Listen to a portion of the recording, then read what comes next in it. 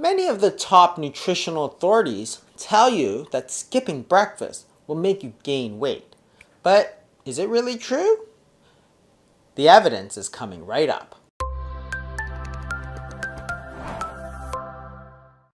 In the United States, you can find lots of credible authorities telling you that you have to eat breakfast if you want to try to lose weight.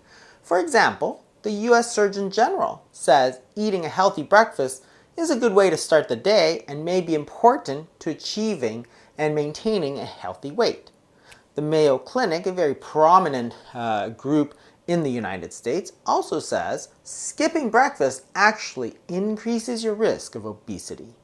And the Academy of Nutrition and Dietetics says, want to trim your waist? Try eating breakfast. And it's not just in the United States. Authorities all over the world say the same thing. In the United Kingdom, they say skipping breakfast won't help you lose weight. In Australia, they say that consuming breakfast regularly is associated with lower levels of obesity. And in Ireland, they say when watching your weight, never skip breakfast. When you think about it, it really goes against common sense. How can eating an additional meal really cause weight loss? It's sort of like splashing water in your clothes to dry it. It really doesn't make much sense at first. Presumably, the only way you can do this is if eating breakfast makes you eat less food and healthier food overall. But as we'll see, this also is just not true.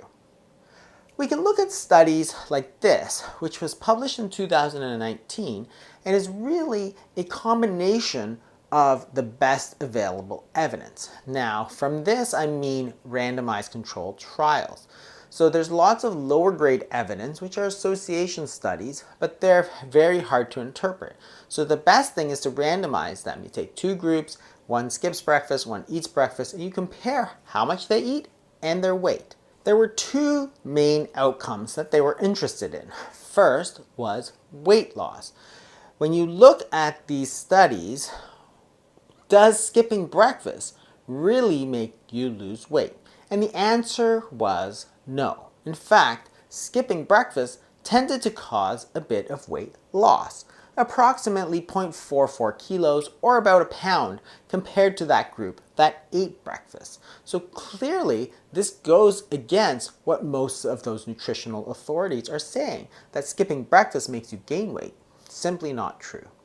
The other thing is they looked at energy intake. That is, if you skip breakfast, do you tend to eat more overall or less overall? And the answer is less. If you skip breakfast, you eat, on average, about 260 calories less per day over that full day. That is, when you skip breakfast, you don't tend to overcompensate by eating more at lunch or eating more snack foods during the day or junk foods or so on. And that explains the weight loss. If you're not eating more, then you're not going to be gaining weight. So the best evidence available says that skipping breakfast actually helps you lose weight by causing you to eat less, which is in direct contrast to what most people are saying. So the question is, how did we get to this point where virtually everybody is telling you that skipping breakfast leads to weight gain when it's plainly obvious that the research does not bear it out? And this study looked at how we got to this stage, and it was called Belief Beyond the Evidence. There were two main ways that we got to this point of being so sure that skipping breakfast was so bad when the evidence was to the contrary. The first was something they called research lacking probative value. That is, there's a lot of association studies. That is, you can associate skipping breakfast with weight gain, but that doesn't prove that it's causal, only an association. Skipping breakfast does not cause weight gain, but there is an association. Now, there's lots of different things that can cause that association. Perhaps those people that skip breakfast were unhealthy in many other ways. Perhaps they tended to eat very late at night, or perhaps they tended to sleep in, or perhaps they didn't have regular exercise. So there's many different reasons. That's why you need to do the randomized control trials. But there's so many of these association trials being done that it seems to make the conclusion more and more definite when poor studies can't actually lead to that. By 1998, after the first 5 studies had been done, there was clear evidence of this association between skipping breakfast and weight gain. But because this was observational data, it could not prove causation. When they did those causation studies, they did not find any link. But yet, by 2013, another 83 studies were published showing the exact same thing. That's how everybody became so sure that there was this clear consensus when the data could not actually do that.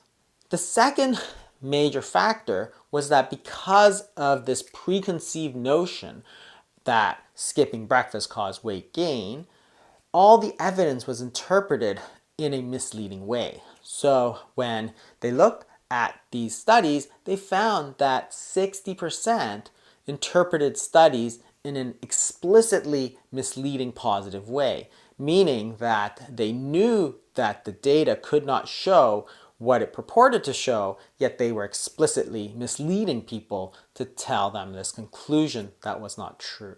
Part of the problem, of course, has to do with research funding. There's many companies that are very interested that you eat breakfast because it's, of course, what they sell. For example, in the 2016 study, they find that instant oatmeal is so much better than other oat-based breakfast cereals, which was funded, of course, by Quaker Oats.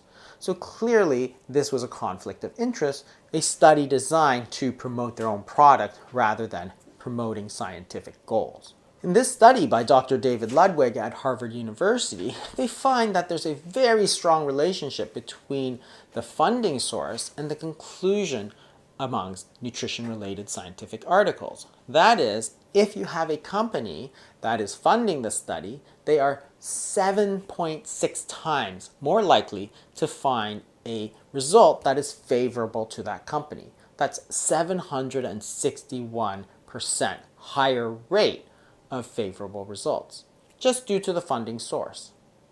So for breakfast, of course, if most of these studies are funded by breakfast companies, you have to take that with a grain of salt. So here's the bottom line. 1. The best evidence, that is the randomized controlled trials, which are accepted as the gold standard of evidence, clearly shows that eating breakfast does not prevent weight loss. And that if you eat breakfast, you do tend to eat more over the day. The second thing is that people only believe the opposite because of the constant repetition of these false beliefs, which becomes parroted by these nutritional authorities, which creates this seemingly strong consensus that this is true when it was not. And number 3, much of the evidence supporting breakfast is actually sponsored by those breakfast food companies. So, what does this mean for you? Well, there's nothing magical about breakfast. You can eat a morning meal if you want, or you can skip it. When you talk about the meal that breaks your fast, you can break it in the morning, you can break it in the afternoon, you can break it in the evening. It just doesn't matter. But there is a huge problem with breakfast foods in general, is that we're in a rush. So when we're trying to get out the door, go to school, go to work, we tend to eat ultra-processed foods that are very high in sugar and refined grains because they're shelf stable. You can just get them, take them right off the shelf. You don't have to cook them. There's nothing to clean. Many of these breakfast foods, in fact, are really just thinly disguised desserts. If you want to eat traditional breakfast foods, think about eggs, steel-cut oats, plain yogurt. But they're tough. You gotta prepare them, you gotta cook them, you gotta eat them, and then you gotta clean up. So instead, we just eat a muffin or a breakfast bar or a cereal bar or granola bar, something which is ultra-processed, generally high in refined carbohydrates, high in sugar, and we only do it for the sake of eating something because we think that that muffin is going to prevent obesity when it doesn't do it at all. Children's cereals are the worst of all. They tend to be very high in sugar and very addictive as well.